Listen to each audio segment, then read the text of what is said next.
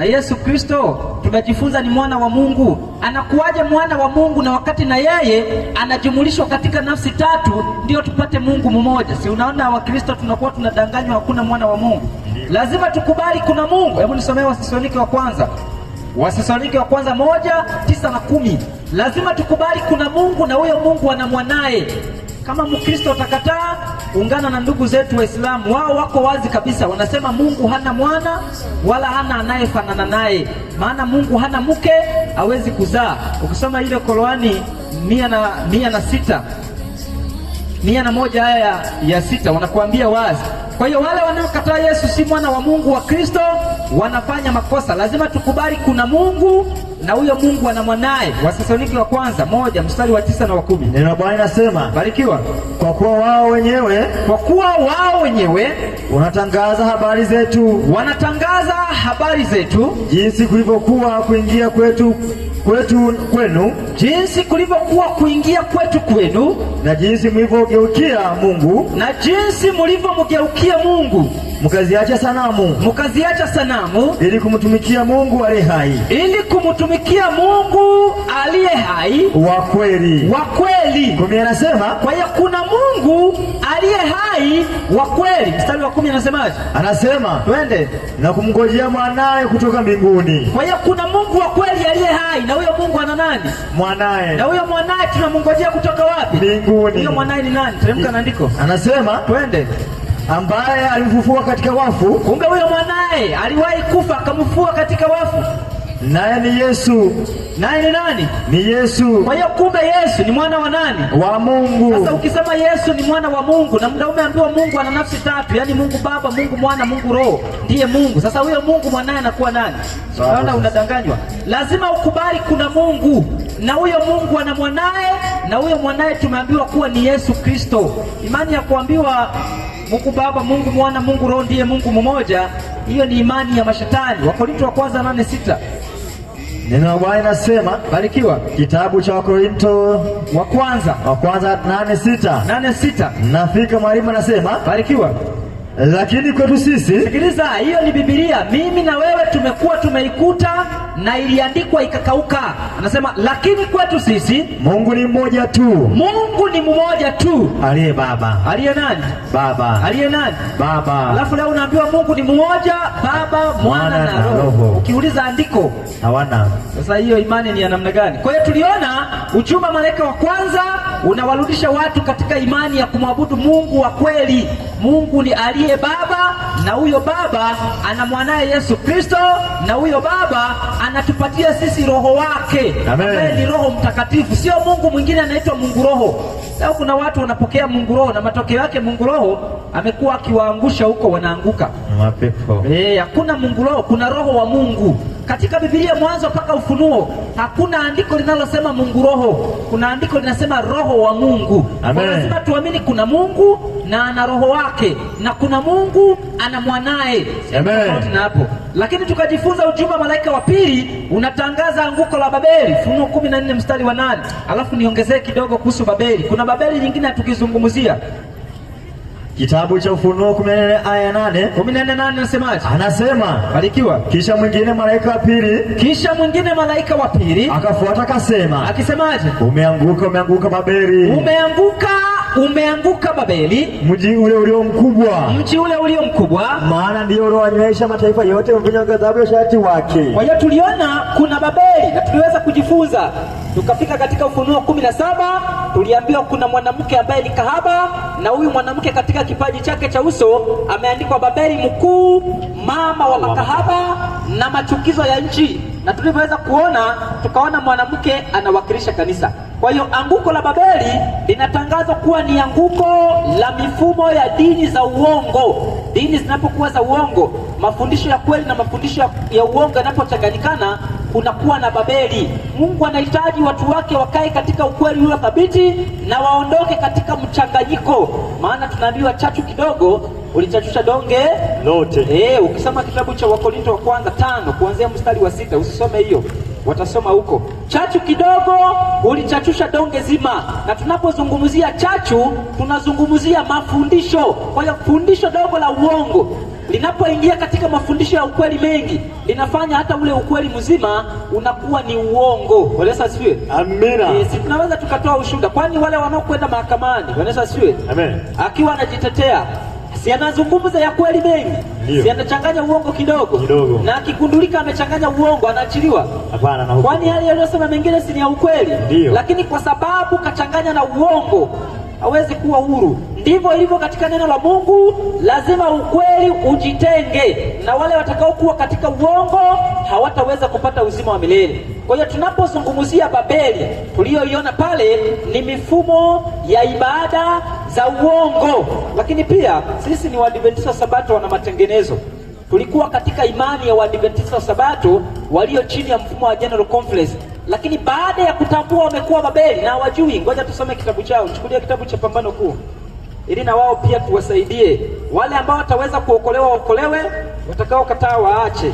Lakini ukweli umeambiwa. Ukiwa unaangalia kitabu hicho, leta hapa nikuangalizie, mtu wa Mungu. Najua leo watu wanasema usiite kanisa la Mungu Babeli. Ni kweli, kanisa la Mungu haliwezi kuwa Babeli, si ni la Mungu. Kitendo cha kuwa Babeli limekuwa si la Mungu. Katika kitabu cha Pambano Kuu utanisomea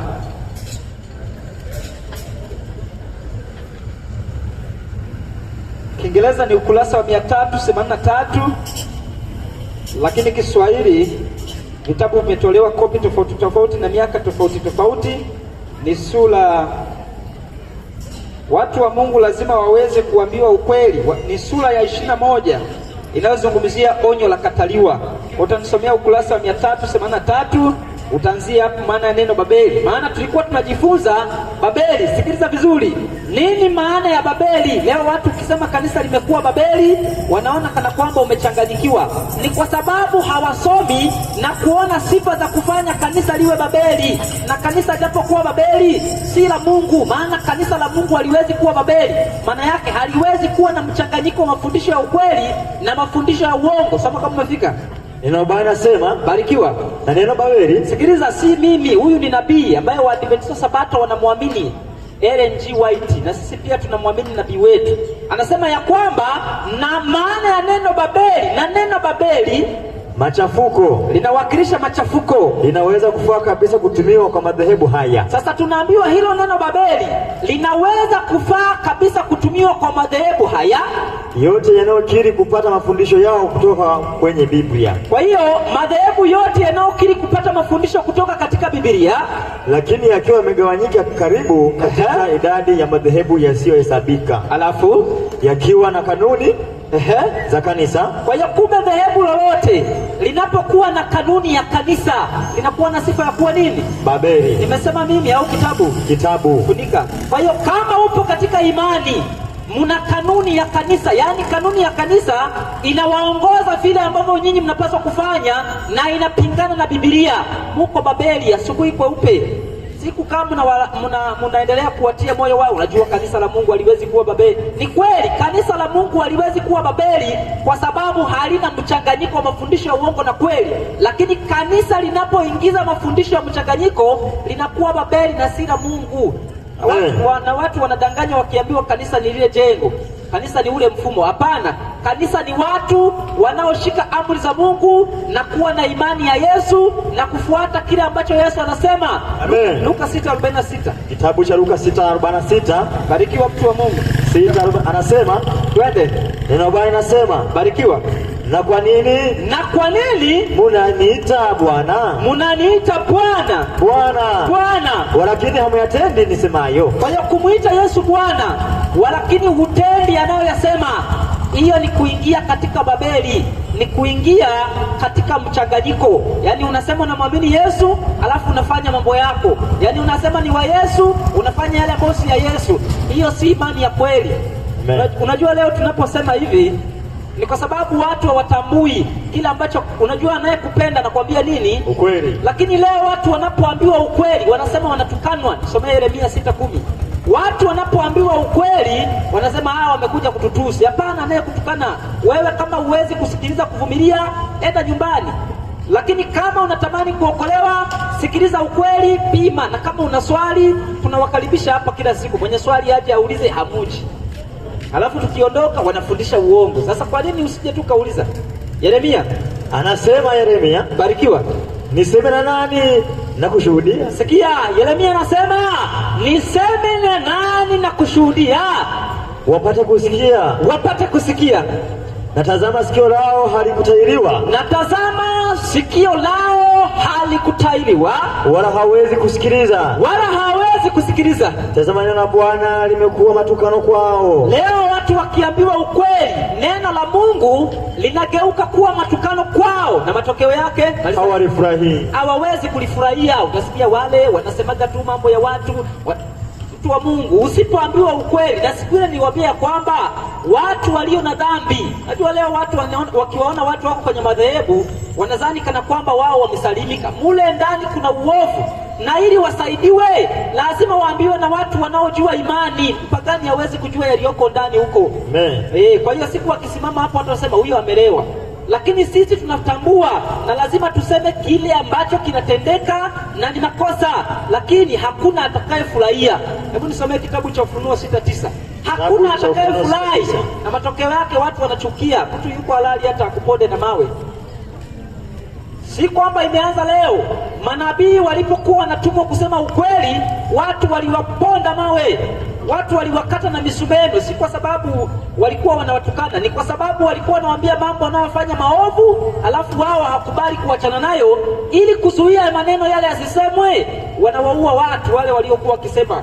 Lakini Mungu afirisiki, ninipiga mimi mawe, atainuka mwingine atasema ukweli. Bwana Yesu asifiwe. Amen. 6:9 kitabu cha Ufunuo. Neno la Bwana linasema, barikiwa, na alipoifungua mihuri ya 5, alipoifungua mihuri ya 5, nikaona chini ya madhabahu roho zao waliochinjwa kwa ajili ya neno la Mungu. Akaona chini ya madhabahu roho zao zilizochinjwa kwa ajili ya nini? Ya neno la Mungu. Hivi nadhani nikisikua maiki nikaanza kusema hapa mtabarikiwa, nitachinjwa? Hapana. Si watu watafurahi?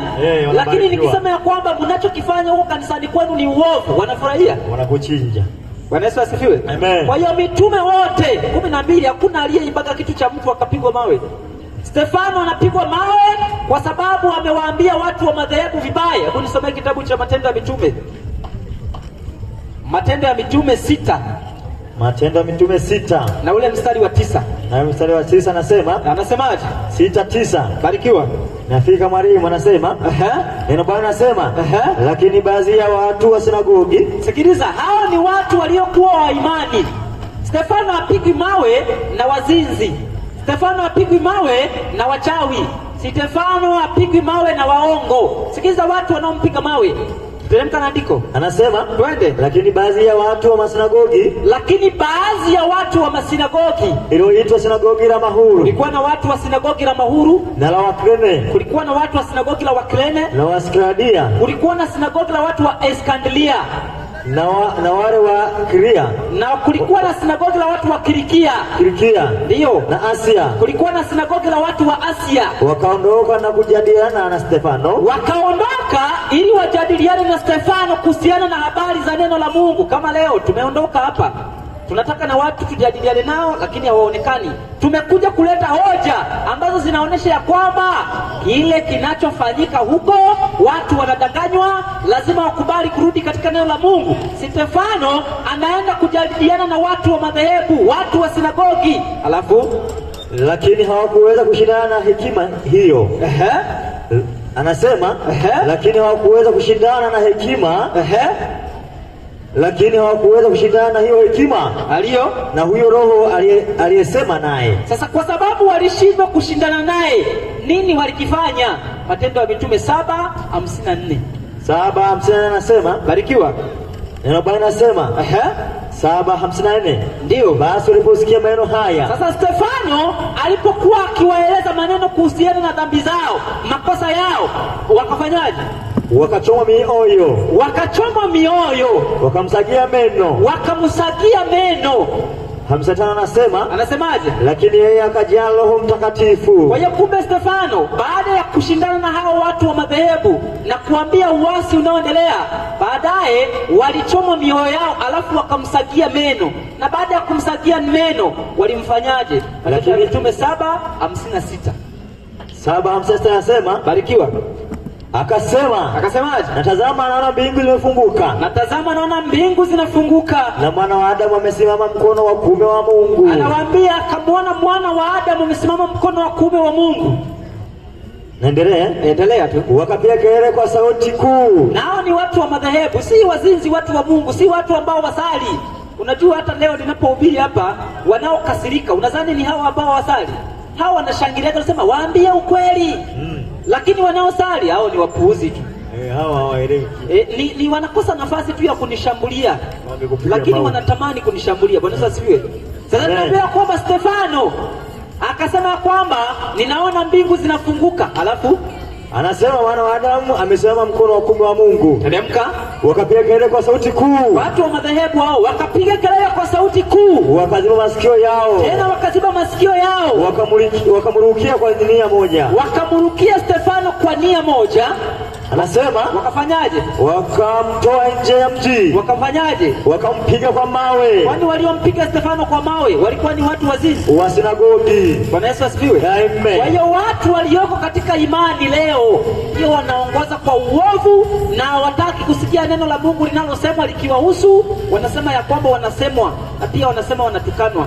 Wewe hakuna mtu anayekutukana na hakuna mtu anayeweza kukusaidia mtu ulioko kwenye imani isipokuwa mulioko katika imani ndio mnaweza kusaidiana.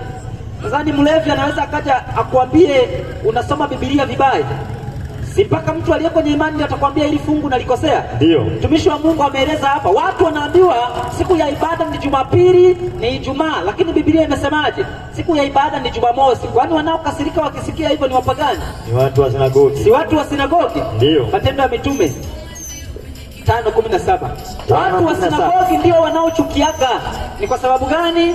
Wanataka waendelee kuwadanganya watu, na tukiwaita waje hapa tuweke hoja hawaonekani, wanakimbia huko. Soma Matendo ya Mitume 5:17. Anasema twende. Akaondoka kuhani mkuu na wote waliokuwa pamoja naye. Akaondoka kuhani mkuu na wote waliokuwa pamoja naye.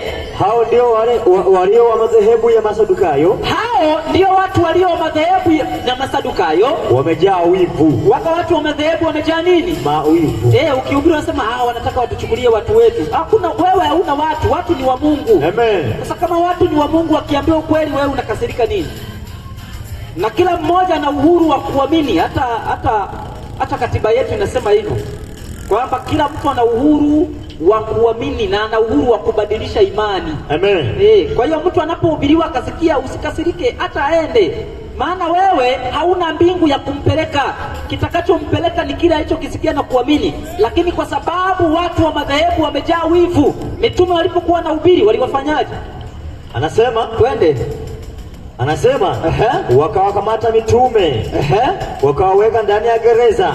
Watu wanakimbiliaga hata polisi. Unajua hao wamekuja kututukana. Hakuna anayekutukana, Biblia inasema. Bwana Yesu asifiwe. Amen. Kwa hiyo tuliweza kujifunza Babeli na tumeongeza leo kwa Waadventista wa Sabato. Kama ulikuwa unadanganywa hujui hiyo kanuni ya kanisa kuwa katika imani yako, mumetimiza sifa ya kuwa Babeli. Sijasema mimi, tumesoma kitabu cha imani hicho. Babeli ni kuwa na kanuni ya kanisa, lakini bado mtu anaambia unajua ili ndio kanisa la Mungu. Hapana. Bwana Yesu asifiwe. Amen. Sasa nataka tupige hatua. Leo tunajifunza ujumbe wa malaika watatu katika kitabu cha Ufunuo 14, anza mstari wa 9. Kuna ujumbe ambao ni muhimu watu wa kipindi hiki waweze kuuelewa, maana ujumbe huu utaweza kuwaokoa. Sikiliza, ukiona una muhimu fuata, ukiona hufai acha.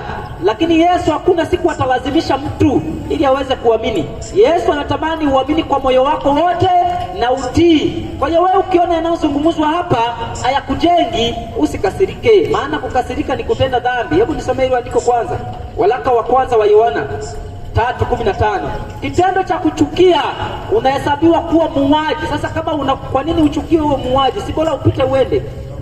Waraka wa kwanza Yohana 3:15. Nasoma barikiwa. Kila amchukiaye ndugu yake, kila amchukiaye ndugu yake ni muuaji. Alafu nanyi mnajua ya kuwa, tena nyinyi mnajua ya kuwa kila muuaji hana uzima wa milele. Kwa hiyo ukiona mimi naongea usinichukie, unahesabika kuwa nani? muuaji. Unaenda tu kama ulikokuwa unaelekea ukiona hayakuhusu. Amen. Bwana Yesu asifiwe. Amen. Kwa hiyo ujumbe wa malaika watatu ni ujumbe ambao utawaokoa watu katika kipindi cha mwisho, maana ni ujumbe unaohusiana na ibada. Tulijifunza kwamba shetani baada ya kufukuzwa mbinguni, alipotupwa katika ulimwengu, alihitaji kuabudiwa, na ili shetani aabudiwe anatumia watumishi wake. Kitabu cha Wakorinto wa pili 11 anza mstari wa 14. Shetani ili aabudiwe aweze akaweka kiti pale akaabudiwa, anatumia watumishi wake wanaoweza kumsemea, na kupitia kumsemea watu wanaingizwa katika ibada ya uongo, na ibada hiyo inamwelekea shetani. Ibada ziko mbili duniani, hata makanisa yaonekane 1000, lakini ibada ni mbili. Usipomwabudu Mungu utamwabudu shetani, hakuna kingine utakachokifanya. Kwa jambo la msingi, tambua ibada yako unapeleka kwa nani. Soma kama umefika. Anasema na Bwana anasema, barikiwa. Tutasoma kwa jina la Kristo Yesu. Amina. Wala si ajabu. Wala, anzia mstari wa 13. 13 anasema, barikiwa. Maana watu kama hao ni mitume wa uongo, ndio watendao kazi kwa hila, wanaojigeuza wawe mfano wa mitume wa Kristo. Endelea tu. Wala si ajabu. Sikiliza, wala si ajabu, maana shetani mwenyewe hujigeuza awe mfano wa malaika wa nuru. Shetani ana uwezo wa kujigeuza awe mfano wa malaika wa nuru. Alafu anasema twende. Anasema basi si neno kubwa watumishi wake. Kumbe shetani ana nini? Watumishi wake. Ana watumishi wake. Kwa hiyo katika ulimwengu huu unaweza kuona watu wamevaa suti, watu wamepiga moka, kiatu kimefika mpaka kule, lakini ni watumishi wa nani? Wa shetani. Ndio maana tukaambiwa hivi, waraka wa kwanza wa Yohana 4:1. Waraka wa kwanza wa Yohana 4:1. Hatupasi kuamini kila roho pasipo kuzichunguza. Leo watu wamedanganywa na miujiza. Tungekuwa hapa tunafanya miujiza, tukatafuta kirema huko ambaye sisi tunamjua, tukamwambia afanye hivi, tukaja hapa tukamwombea akapona, ungeona watu wangezunguka hapa. Lakini kwa sababu wanaambiwa maneno ya uzima, wanajifanya kama wasikii. Siku ipo ambayo utatamani kuyasikia na usiyasikie. Mtakuwa mnahubiriwa tu pokea magari, na hujaagiza gari hata moja. Utajenga hata tofali hujanunua na kiwanja, unajengaje? Soma andiko hilo. Anasema twende, wapenzi msiamini kila roho. Msiziamini kila roho, bali zijaribuni hizo roho kwamba zimetokana na Mungu, kwa sababu manabii wengi wa uongo wametokea. Rudia.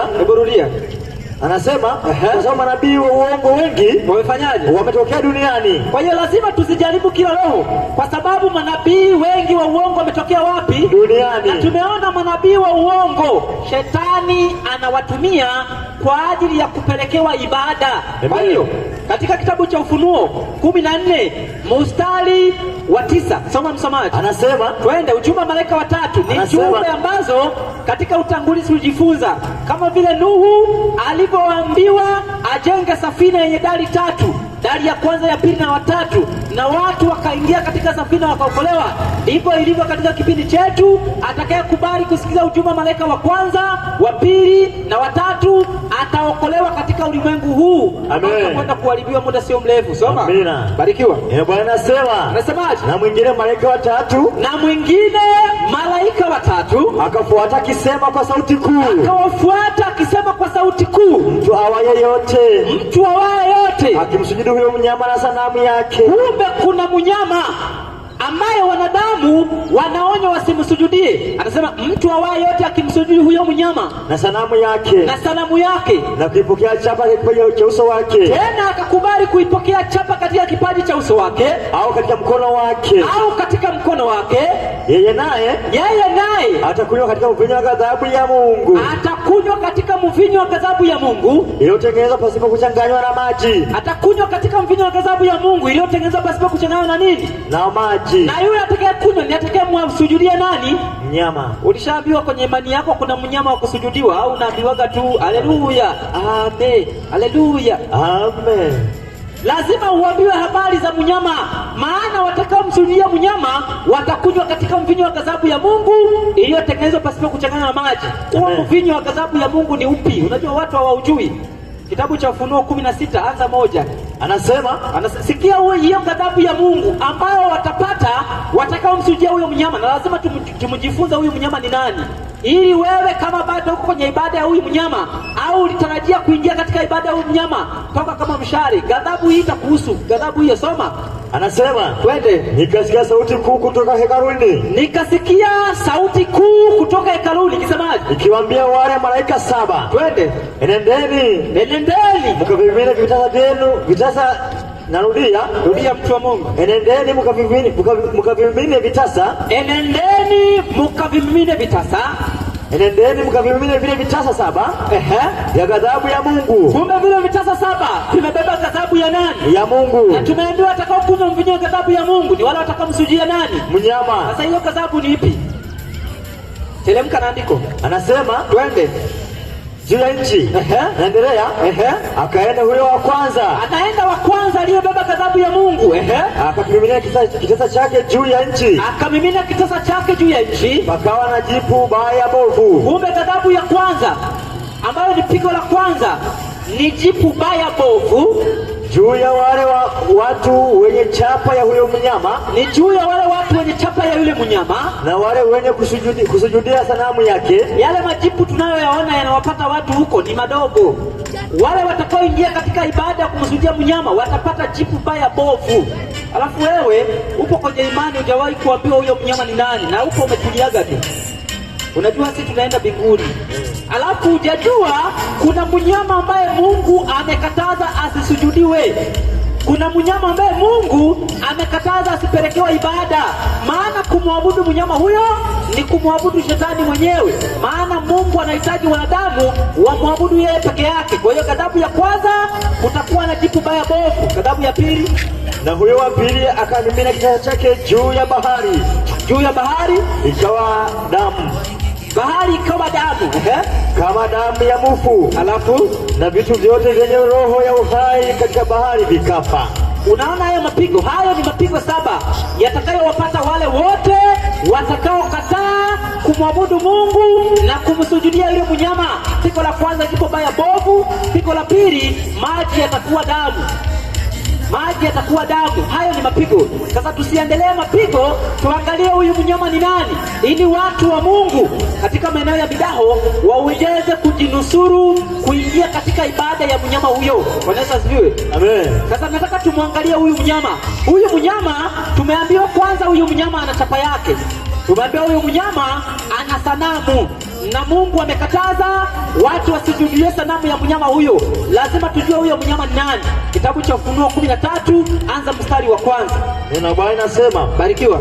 Kisha nikaona mnyama akitoka katika bahari. Kwa hiyo kuna mnyama ambaye tunaambiwa anatoka katika bahari mwenye pembe 10, na huyu mnyama ana pembe 10 na ana vichwa 7, na juu ya pembe zake ana vilemba 10. Tena juu ya pembe zake ana vilemba 10, na juu ya vichwa vyake majina ya makufuru. Na juu ya vichwa vya huyu mnyama ana majina ya makufuru. Na yule mnyama niliyemuona, sikiliza watu wa Mungu, anasema mnyama yule niliyemuona alikuwa mfano wa chui. Huyu mnyama alikuwa na mfano wa chui, na miguu yake ilikuwa kama miguu ya dubu. Miguu ilikuwa kama ya dubu, na kinywa chake kama kinywa cha simba. Alafu kinywa kilikuwa kama cha simba. Yule joka kaumpa nguvu zake. Sikiliza hiyo pointi vizuri. Anasema huyu mnyama aliyekuwa na mfano wa chui, ana miguu ya dubu, ana kinywa cha simba, ana vichwa 7 na pembe 10, na juu ya pembe zake ana vilemba. Tunaambiwa yule joka akampatia mnyama huyu nguvu zake na kiti chake cha enzi. Na uwezo mwingi. Anasemaje? Nikaona kimoja cha vichwa vyake. Subiri kidogo, mtu wa Mungu. Kwa hiyo tumeambiwa kuna mnyama, na huyu mnyama ana mfano wa chui, na huyu mnyama ana kinywa cha simba, na huyu mnyama ana miguu ya dubu. Tena huyu mnyama nguvu, mamlaka, uwezo, kiti cha enzi amepewa na joka. Lakini mnyama huyu anatokea katika bahari. Tulijifunza ya kwamba katika unabii Mungu anazungumza kwa lugha za mafumbo. Soma kitabu cha Amos 3 na ule mstari wa 7. Mungu anapozungumza na manabii anatumia mifano. Tuliona katika Ezekieli 12:10, lakini soma hiyo kitabu ya Amos 3:7.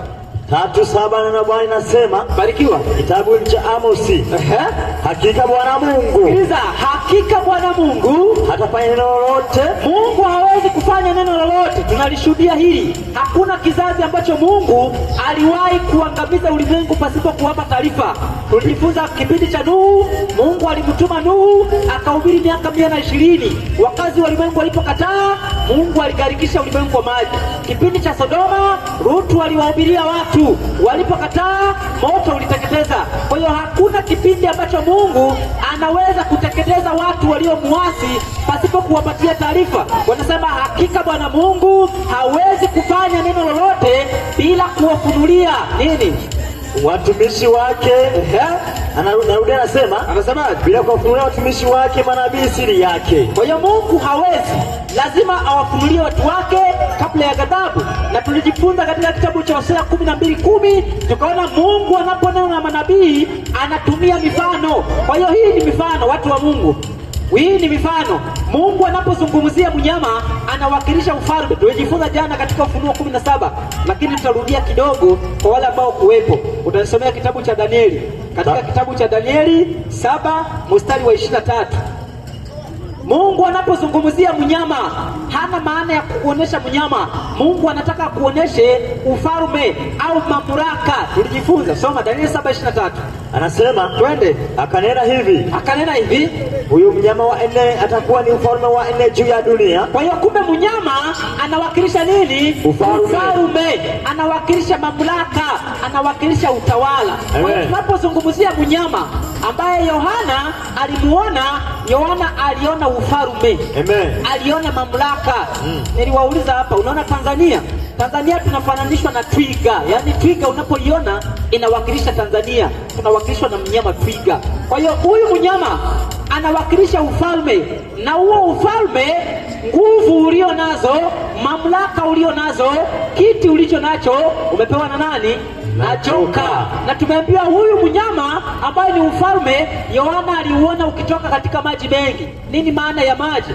Isaya 17 mstari wa 12. Tuone nini maana ya maji anayotoka huyu mnyama, unaotoka ufalme. Maana tumeona mnyama anawakilisha ufalme. Maji yanayotoka yanawakilisha nini? Isaya 17 mstari wa 12. Neno Bwana anasema, barikiwa. Uvumi wa watu wengi. Uvumi wa watu wengi. Wanavuma kama uvumi wa bahari. Kwa hiyo kumbe watu wengi wanafananishwa na bahari. Alafu endelea. Ngurumo ya mataifa. Wanaunguruma kama ngurumo ya maji mengi. Kumbe maji mengi pia yanawakilisha nini? Mataifa, yanawakilisha watu. Kwa hiyo Yohana aliona ufalme ukiinuka katikati ya mataifa, ukiinuka katikati ya watu. Bwana Yesu asifiwe. Lazima tujue ni ufalme gani huu. Ndiyo. Na ufalme huu unahusiana na habari za ibada. Ndiyo. Watu wanamwabudu Mungu wakizani ya kwamba wako salama, kumbe wameshaingizwa katika mfumo wa uongo. Bwana Yesu asifiwe. Kwa hiyo haya maji yanawakilisha watu wengi, yanawakilisha mataifa, na huyu mnyama anawakilisha ufalme ulioinuka katikati ya watu wengi. Lakini tumeambiwa mnyama huyu ana mfano wa chui. Bwana Yesu asifiwe. Lakini ana kinywa cha simba, ana miguu ya dubu, na ana pembe 10. Ili tuweze kumwelewa mnyama huyu, Yohana aliyeoneshwa, Danieli pia aliwahi kuoneshwa. Unaona huyu mnyama ana mfano wa chui. Danieli, ukisoma Danieli 7 kuanzia mstari wa 6, Danieli alimuona mnyama kama chui akiwakilisha utawala wa Wayunani, wa Giriki. Lakini tunaambiwa kwamba ana kinywa cha simba. Simba alikuwa anawakilisha ufalme wa Babeli chini ya mfalme Nebukadneza na Belishaza mfalme wa mwisho, utawala ukachukuliwa. Lakini Yohana anaona mnyama huyu akiwa na miguu ya dubu. Dubu aliwakilisha utawala wa Medi na Wajemi, Wairani wa leo, dubu. Lakini anasema ya kwamba alikuwa na pembe 10. Pembe 10 zinapatikana katika mnyama huyu wa kutisha. Ukisoma Danieli 7 kuanzia mstari wa 8, pembe 10. Lakini tunaambiwa kwamba hizi pembe ziligawanyika na pembe moja ikazuka iliyokuwa na mdomo na macho. Danieli 7:25. Danieli 7:25 anafika mwalimu. Barikiwa. Kwa hiyo lazima watu waweze kuelewa huyu mnyama Danieli aliwaona wakiwa wamesapaletika, lakini yeye anakuja kumuona akiwa ni mmoja, lakini ana sifa za wale wanyama, ana tabia za wale wanyama waliokwisha kupita. Tabia hizi mnyama huyu anayo. Huyu mnyama ana tabia ya ibada ya sanamu iliyokuwa ikifanyika Babeli. Tuliweza kuona mfalme Nebukadneza alipoota sanamu katika Danieli 2. Sanamu ile ambayo ilikuwa ni ya kichwa cha dhahabu, na mikono ya fedha, kiuno cha shaba, miguu ya chuma, nyayo nusu chuma na nusu udongo. Katika kitabu cha Danieli 3, mfalme Nebukadneza akasema watengeneza sanamu yote ya dhahabu waweze kuabudu. Kwa hiyo mfumo wa ibada uliokuwa unaendeshwa katika ufalme huu, kuabudu sanamu, ndiyo mfumo wa ibada utakaokuwa ukiendelea katika huyu mnyama. Watu watakuwa wakiabudu sanamu. Nakuja tueleze vizuri watu waweze kuelewa, watu wa Mungu. Ibada ya sanamu itakuwa inaendelea katika mfumo huu ambayo ilikuwa ikifanyika katika Babeli. Lakini pia Waamedi na Wajemi kwanza walikuwa na sifa ya sheria isiyobadilika. Ukisoma kitabu cha Danieli 6, Danieli walipokubaliana mawaziri wote ya kwamba mtu asimwabudu Mungu ndani ya siku 30 ila muabudu mfalme Dario, Danieli akakataa, akamwabudu Mungu na wakamtupa katika tundu la simba. Wao walisema wana sheria isiyobadilika, lakini waliendeleza ibada zile zile za miungu, kuabudu masanamu. Hiyo ibada itakayokuwa ikiendelea kwa mnyama huyu. Bwana Yesu asifiwe. Maana ni mfumo unaoendesha dini na serikali, tutaona. Kwa hiyo kumbe maji yanawakilisha watu wengi, na tumeona huu ni ufalme unaotoka katika maji, ni ufalme unaotoka katikati ya mataifa. Na mnyama wa Ufunuo 13 anawakilishwa na pembe ndogo ya Danieli 7. Nataka niwaoneshe sifa, alafu niwaoneshe nini maana ya pembe. Tuangalie huyu ufalme ni ufalme gani unaowakilishwa na hii pembe. 7:23 kitabu cha Danieli 7:25. Barikiwa. Tasoma kwa jina la Kristo Yesu. Anasemaje? Naye atanena maneno kinyume chake aliye juu. Hebu anzia 20 ngapi? Anzia 24 itakaa vizuri. 24 anasemaje? Na habari za zile pembe 10. Sikiliza, tumesema simba anawakilisha ufalme wa Babeli, na tumeona simba anapatikana kwa huyu mnyama, nitarudi. Dubu anawakilisha Wamedi na Wajemi, tumeona sifa zake, anawakilishwa na hii miguu. Chui anawakilisha utawala wa Yunani, tumeona mnyama huyu ana mfano wa chui. Lakini kulikuwa na mnyama mwingine wa kutisha, ambaye mnyama huyu alikuwa na pembe 10. Tunajifunza hivi, baada ya Babeli kutawala kuanzia mwaka wa 605 mpaka mwaka wa 539, Babeli tawala na matokeo yake ilikuja kuanguka, wakafuata Wamedi na Wajemi kuanzia mwaka wa 539 mpaka mwaka wa 331, na baadaye Wamedi na Wajemi walianguka, wakafuatia wa Yunani kuanzia mwaka wa 331 chini ya Alexander Mkuu, Alexander the Great. Wale wanaosoma historia wanaelewa. Kuanzia mwaka wa 331 wa Yunani, wa Giriki chini ya Alexander the Great aliweza kutawala, na matokeo yake alikuja kushindwa na Warumi, Roman Empire, mwaka wa 168. Bwana Yesu asifiwe. Amen. Mwaka wa 168 Warumi walikuja kumshinda Alexander the Great, wakachukua utawala, lakini Warumi nao hawakuweza kudumu na utawala. Ilipofika mwaka wa 476 Warumi waligawanyika, na walipogawanyika yakatokea mataifa 10 ambayo leo tumebakiza mataifa 7, tunasema G7. Bwana Yesu asifiwe. Lakini kuna kataifa kamoja ndio nitakazungumzia. Baada ya Rumi ya kipagani kugawanyika, yakatokea mataifa 10. Maana Rumi, kulikuwa na Rumi ya mashariki na kulikuwa na Rumi ya magharibi. Rumi ya magharibi ndio iliyogawanyika na kutokea mataifa 10 ya Ulaya. Rumi ya magharibi, matokeo ilikuwa ni kugawanyika kwa Rumi. Baada ya mfalme Konstantini kuhama kutoka Rumi na kuhamia Konstantinopo ule Bizantini, Rumi ilibaki haina mtawala aliyekuwa akisimama, na matokeo yake maaskofu waliokuwa kitawala katika kanisa hilo waliweza kupewa mamlaka. Tutakuja tuangalie vizuri. Kwa Yesu asifiwe. Kwa hiyo Rumi ilipogawanyika, yalitokea mataifa 10 yanayowakilisha hizi pembe 10. Sasa Danieli alipokuwa anamuona huyu mnyama na hizi pembe 10, anatuambia kwamba hakuweza kumuelewa, akamwambia malaika. Hebu rudi katika kitabu cha Danieli 7, anza mstari wa 19. Anasema, barikiwa. 19 anasema, ndio. Kisha nalitaka kujua maana ya yule mnyama wa 4. Danieli alitaka kujua maana ya huyu mnyama wa 4 aliyekuwa mbali na wenzie, aliyekuwa mbali na wenzio wote. Amina. Mwenye kutisha sana. Kwanza alikuwa anatisha mbali na Hawa, ambaye meno yake alafu yalikuwa ya chui. Alikuwa na meno ya chuma. Samani. Anasema ambaye meno yake yalikuwa ya chuma. Barikiwa. Na makucha yake ya shaba. Alafu aliyekula na kuvunja vipande vipande. Alafu na kuyakanyaga mabaki kwa miguu yake. Endelea tu. Na habari ya zile pembe 10. Danieli akataka ajue na hizi habari za pembe 10 zilizokuwa kichwani mwake. Sasa malaika anamueleza maana yake. Danieli 7 sasa mstari wa 24. Anasema twende 7:24 anasema barikiwa. Na habari ya zile pembe 10. Na habari ya zile pembe 10 katika ufalme huo. Kumbe pembe inawakilisha nini? Ufalme. Na tumeona pembe 10 zinawakilisha mataifa 10. Anasema na habari za wafalme hao wataondoka wafalme 10. Kumbe Rumi itagawanyika na matokeo ataondoka mataifa 10 au wafalme 10. Na mwingine ataondoka baada ya hao. Kumbe kuna mwingine. Bwana Yesu asifiwe. Amen. Kuna mwingine ataondoka baada ya hao. Anasemaje? Na atakuwa mbali na hao wa kwanza. Tena huyu mwingine ambaye atatokea katika mataifa 10 haya. Mataifa 10 kumbuka yapo. Na mataifa 10 yapo, anatokea taifa jingine. Maana tunaona pembe ni wafalme. Bwana Yesu asifiwe. Amen. Anasema sifa ya huyo pembe ndogo, sifa ya huyo pembe atakuwa mbali na yale mataifa mengine, naye anasema twende, naye atawashusha wafalme 3. Kumbe baada ya yeye kuinuka atawashusha wafalme wangapi? 3. Atawashusha wafalme wangapi? 3. Alafu naye atanena maneno kinyume chake aliye juu. Alafu yeye akiinuka ataanza kunena maneno kinyume chake aliye juu. Naye atawadhoofisha watakatifu wake. Tena atawadhoofisha watakatifu wake aliye juu. Naye ataazimu kubadili majira na sheria. Naye ataazimu kubadili majira na sheria. Nao watatiwa mikononi mwake kwa wakati. Alafu na nyakati 2. Alafu na nusu wakati. Sasa tusikilize watu wa Mungu. Kwa hiyo ufalme huu ulipoinuka, tunaambiwa kwamba uling'oa pembe 3.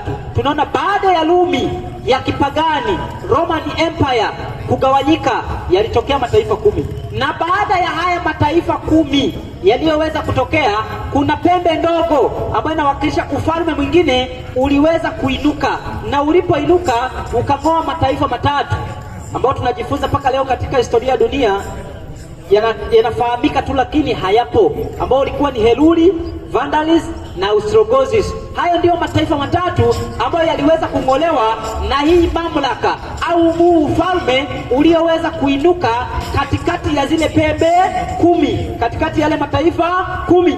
Na sifa yake tumeona ulianza kunena maneno kinyume chake aliye juu. Bwana Yesu asifiwe. Lakini pia ulibadilisha majira na sheria. Ndio maana unaona leo ukiangalia saa yako ulionayo mkononi au kwenye simu, unaambiwa ikiwepo 8 unaambiwa useme ni 2. Alafu ikiweko 7 unaambiwa useme ni saa 1. Yaani 7 unaambiwa useme ni saa 1, alafu unaambiwa ni Kiingereza. Hivi Kiingereza 7 inaitwa 1? Hapana. Ikiwepo 10 unaambiwa useme ni saa 4. Hivi siku zote Kiingereza 10 ni 4? Hapana. Hakuna kitu kama hicho. Kwa hiyo alibadilisha majira. Hii pembe ndogo tutaiona ni nini? Ambayo pembe ndogo inamwakilisha huyu mnyama wa Ufunuo 13. Bwana Yesu asifiwe. Amina. Lakini pia ilibadilisha majira. Mungu alisema ya kwamba ukisoma kitabu cha Mwanzo 1 kuanzia mstari wa 1 na wa 8, Mungu alisema ilipokuwa jioni ilikuwa siku nyingine inaanza. Lakini leo unaambiwa ikifika saa 6 usiku ndio siku inaanza. Biblia gani imefundisha hivyo? Mungu anasema jua linapozama jioni siku nyingine inaanza. Hebu nisomee kitabu cha Mwanzo 1 mstari wa 5 na wa 8. Watu waweze kutambua kwamba tunachezewa mchezo, na mchezo huo umeendelea kudumu mpaka katika imani ya huyu pembe ndogo. Lazima tuweze kuieleza vizuri. Kwa nini tubadilishiwe majira? Mungu anasemaje? Mwanzo 1 mstari wa 5 na wa 8. Ndio nibadilishe Biblia. Kwa hiyo watu wa Mungu lazima tuweze kutambua pembe ndogo amefunuliwa katika kitabu cha Ufunuo 13 mstari wa kwanza, kama mnyama huyu mnyama ambaye Mungu amekataza watu wasimfanyie ibada, maana kumfanyia ibada mnyama huyu ni kumsujudia joka, maana joka ndiye aliyempatia uwezo. Tutafika hapo tuone joka ni nani. Soma kama fika. Amina. Anasema Kwanza 1:5-8, Mungu akaita nuru mchana, Mungu alipokuwa naumba akaita nuru mchana, na giza akaliita usiku. giza akaliita usiku, Ikawa jioni, ikawa asubuhi. ikawa jioni, ikawa asubuhi siku moja. Kwa hiyo siku inaanza jioni, alafu anaendelea anasemaje? Mungu akasema na liwe anga katikati ya maji, na liwe anga katikati ya maji, akatenge maji na maji. maji na maji yakatengwe. Mungu akalifanya anga, Alafu akatenga yale maji yaliyo juu ya anga sawa na yale maji yaliyo chini ya anga. alafu Ikawa hivyo. Mungu akaliita lile anga mbingu. alafu Ikawa jioni, ikawa asubuhi siku ya pili. kwa hiyo kumbe siku inaanza Jioni. jua linapozama. Leo watu wanakuambia siku inaanza saa 6 usiku. Kuna katika Biblia siku iliwahi kuanza saa 6 usiku. Siku inaanza jioni jua linapozama. Na kwa nini 6? Lazima uelewe. Unaambiwa ya kwamba saa yako ikiwepo 8, unaambiwa useme ni saa 2. Sasa 8 ukitoa 2 unabakiza ngapi? 6. Ikiwepo 10 unaambiwa useme ni saa 4. Haya, 10 ukitoa 4 unabakiza ngapi? 6. Ikiwepo 12 unaambiwa useme ni saa ngapi? Saa 6. Haya, 12 ukitoa 6 unabakiza ngapi? 6. Kwa hiyo ni alama ya mpinga Kristo. La kwanza hilo elewa. Hakuna ukweli katika jambo hilo ya kwamba Mungu aliweza kubadilisha majira eti jioni abadilishe siku ianze saa 6 usiku. Siku inaanza jioni, si saa 6. Na Mungu hajatuambia ya kwamba kwenye simu ikiwepo 8 tuseme ni saa 2, alafu tunaambiwa ni Kiingereza. Hivi kweli Kiingereza 8 ni 2? Kuna wakati tunapaswa tufikirie. Hakuna kitu cha namna hiyo. Kwa hiyo huyu pembe ndogo amefanya kubadilisha, na sifa ambayo tunaambiwa pembe ndogo ananena maneno kinyume chake aliye juu, na ananena maneno ya makufuru. Aliye juu alisemaje? Mungu wa mbinguni alisema ya kwamba katika kitabu cha Mwanzo, hebu tugusie kidogo. Ndio. Mwanzo 1. Ndio. Mwanzo 1, au tusome kitabu cha Mathayo 19 anza mstari wa 4. Mathayo 19 mstari wa 4. Tuone Mungu aliye mbinguni alisemaje, alafu tuangalie huyu pembe ndogo. Yeye alikuja na kuambiaje watu? Anasema Mathayo 19:4. Anasema fungu la 4, anasema Barikiwa. akajibu akawaambia, Akasemaje? hamkusoma ya kwamba yeye aliyewaumba mwanzo aliwaumba mtu mume na mtu mke, aliumba mtu mwanaume na mtu mke. Alafu akasemaje? Akasema kwa sababu hiyo mtu atamwacha babaye na mamaye, nao atambatana na mkewe, nao na hao wawili watakuwa mwili mmoja. Kwa hiyo Mungu aliye mbinguni alizungumza ya kwamba mwanaume na mwanamke hao ndio watakuwa mwili mmoja. Lakini mnyama huyu ambaye ni pembe ndogo alipoinuka, anawaambia watu mwanaume anaweza akaoa mwanaume mwenzake. Na katika imani yake, katika kanisa dhehebu wanaloabudu wanaruhusu kufungisha ndoa jinsia moja. Waromani Katoliki wanakubaliana na jambo hilo, wanakubaliana na jambo la kufungisha ndoa ya jinsia moja, wakisema Mungu ametoa uhuru kwa kila mtu. Kwa hiyo taifa hili ambalo liliinuka katika mataifa ni taifa ambalo ni Vatican. Taifa la Vatican ni taifa lililoinuka katika Italy. Yaani Italy ni nchi, lakini ndani yake kuna kanchi kingine kanaitwa Vatican, na kwa Vatican kana rais wake, na huyo rais wake ni kiongozi wa kanisa. Tulijifunza katika kitabu cha Ufunuo 17 hapa kuhusiana na huyu mwanamke na huyu mnyama aliyemkalia. Tukaona mnyama ni serikali, mwanamke ni kanisa la Mungu, na kanisa hili liliweza kubadilika na kuwa kahaba, na kanisa hili likaanza kuongoza serikali. Kwa hiyo ni kanisa linalomiliki serikali na lenyewe likiwa ni dini. Na tukaona hakuna kanisa lingine isipokuwa Romani Katoliki. Tulijifunza Romani ilikuwa ni serikali, na tumejifunza katika historia ilikuwa ni utawala wa 4, ilikuwa ikiitwa Roman Empire. Na tuliona baadaye mfalme Konstantino mwaka wa 313 mpaka mwaka wa 321 mwezi wa 3 tarehe 7, Konstantini aliweza kuamrisha watu kufanya ibada siku ya kwanza ya juma, na watu kuondolewa katika ibada ya kumwabudu Mungu. Na matokeo yake uasi uliendelea mpaka watu wa Mungu leo wakisikia watu wanasema sabato wanasema Sabato walikuwaga wapi tangu zamani? Sisi tunajua kanisa la kwanza ni kanisa la Wakatoliki, hiyo anza ibada Jumapili ndio kanisa la kwanza. Ni kwa sababu Wakristo wa kweli waliweza kuondolewa. Ndio maana katika Biblia ukisoma tangu Mwanzo hadi Ufunuo, hakuna siku watu wamemuuliza Yesu siku ya ibada ni siku gani. Hakuna watu walimuuliza, maana walikuwa wakijua. Israeli walipewa namna ya ibada, watu wamekuwa wakijua ibada ni siku gani. Ndio maana hakuna swali katika Biblia likiuliza siku ya ibada ni ipi, maana watu walijua tangu mwanzo. Bwana Yesu asifiwe. Sasa turudi katika huyu mnyama, kuna mambo mengi ya kueleza. Rudi Ufunuo 13.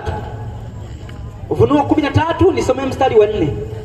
Ufunuo 13 mstari wa 4. Kwa nini Mungu anakataza ibada ya huyu mnyama? Na tumeona mnyama huyu anatoka katikati ya maji mengi, na tumeona maji yanawakilisha watu wengi, yanawakilisha mataifa. Tumeona mnyama anawakilisha ufalme au mamlaka, na tumeweza kuona ufalme huu una sifa za wale wafalme waliotangulia: Babeli, Wamedi na Wajemi, Wayunani.